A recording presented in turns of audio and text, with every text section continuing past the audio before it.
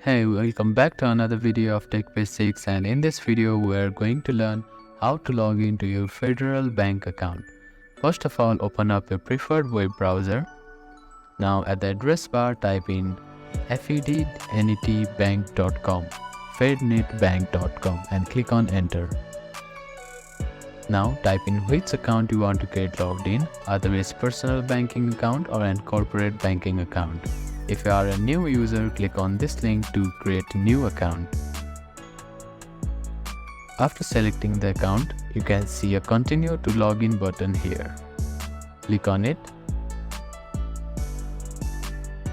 Now at the right hand side of the screen, you can see a box where you can type in your user ID and password. You can also click on this keyboard option to use a virtual keyboard.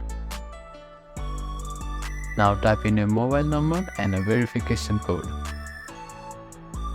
Type the verification code taking the reference of this image.